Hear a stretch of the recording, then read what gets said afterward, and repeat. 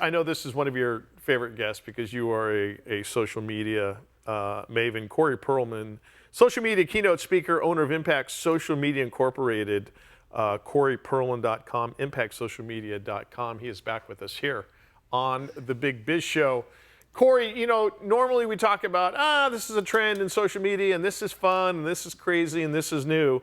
But based on what is going on south of the border in Mexico, what sort of part is social media, I guess, playing in it? And are there good things coming out of it, or are there some mistakes being made? Yeah, great to see you both again. I definitely think there's some good and some bad. I think that nowadays people go to social media before they go to press releases or websites or news media, even. That's where I found out about it. And there's an opportunity. I have a friend who's over there right now, and he's live streaming, and he's really telling us what's happening Is from that his Jay? perspective. That's Jay, yeah. I follow him too. Oh wow, small world, Jay Bear. Yeah, so everything seems to be good for him right now. But I think that hearing his take, especially somebody I value and trust, certainly tells me what's really happening there versus hearing it through a lens of a news media or something like that. Well, so it's interesting because I'm watching a lot of these videos, like everyday people that are caught at the airport or caught somewhere, and they're live streaming messages to their family also. Yeah. And I actually was just watching the morning show, the TV show, and they had something similar happen on that TV show. I forget even what the circumstance was, like an airplane crash or something. But there's no way for brands or the government or anyone, news stations, to control what the individuals are doing. So they have to kind of get on board with it and I guess embrace it, right? And work with it, work with the people. Yeah, one of my little tidbits that I tell brands is, if it's not part of your story, don't share the story, kind of thing, because I've seen more negative than good. I remember something that's burned in my brain for a decade now is when the bombing happened at the Boston Marathon. And there was a brand that was pre-publishing posts, they had scheduled out posts. Oh. And one of their posts was a reference to a bomb sale of some kind. And as you can imagine, it bombed for many different reasons. And so it was a reminder for me forever that you have to be so careful in times of sensitivity about what you're posting on social media. Corey Perlman, social media keynote speaker, owner of Impact Social Media Incorporated. Corey, and to your point about, you're getting your information from a trusted friend, a source south of the border, as we watch, the havoc and the death and what the cartels are doing down there. But so much now, now part of my thought process within the first 10 seconds of either being on social media or reading something or a text is like, okay, is this fake? Is this AI? Yep. Or is it real? How big of a linchpin is that? I think it's a big linchpin. I think it's something that you got to be really careful with, and always be, suspect, I think, which is good. I think about this with emails coming in nowadays, and whether or not our spam senses are on. It's like a sixth sense. You need to have an AI sense as well. So feel free to verify your sources, check different places. I think very quickly you can figure out if it's real or fake, and I think that's only going to get better over time. Corey, I want to go back to what you were saying about businesses, posting the thing they shouldn't have, because that happened a lot. It happens with brands because they schedule their posts sometimes 3 weeks in advance.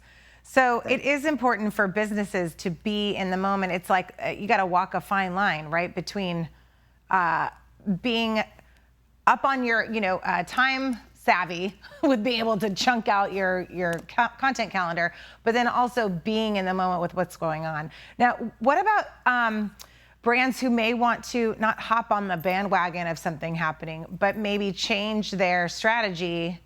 It's like they kind of need to be able to turn on a dime and change their strategy, take down the scheduled posts, and then maybe think about something new, a different type of message. Yeah. 100%. Yeah, you as much as you have to be careful about screwing up a post, you can also really double down on something that can do really well, if you will, with regards to engagement and letting your your audience know, your values, and checking in on people and sharing a positive message and keeping people calm. Things like that, I think, are all positive things for a brand that they can do during times of chaos. So there's opportunity in there. You just got to be so careful about not saying something or overstepping, which can get you in trouble. Corey, do companies now have to, you hire a social media team, or they come to you, they come to Impact Social Media and say, Corey, help us out. We need to do this. We want to, this is the goal that we have as far as our social media is concerned. But it almost seems that you almost have to hire now somebody who is I guess, just literally a gatekeeper to keep track of what you have scheduled, what you have going out, and as Mary just alluded to, what needs to be changed on a fly, because we get so caught up in, we've got to get this message out, we got to get on top of this, but no one's kind of minding the store about, oh, wait a second, the bombshell social media blast already went out. Right. Yeah, that's why having a team is great if you can, and if not, I would just be very aware of your scheduled posts, and keep, like you said, keep an eye on the store.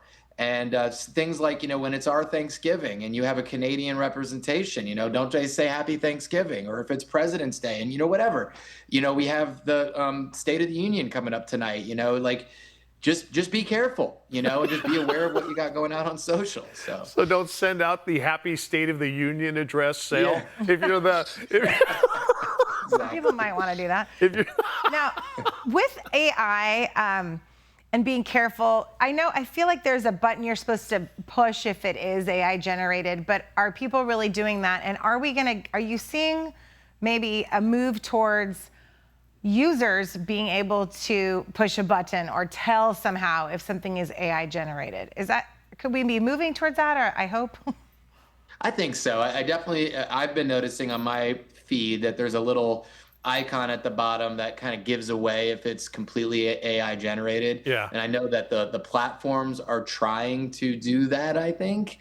So there's hopefully be some help out there. But, the way I've been looking at it these days, Mary, is if it's, I saw one, yesterday where it was an alligator jumping up in Naples and attacking a dog. It's like, oh, wait, that's just stupid. Come on. That's too I good get to be suckered true. in. I can't even tell you all the reels I send to my kids.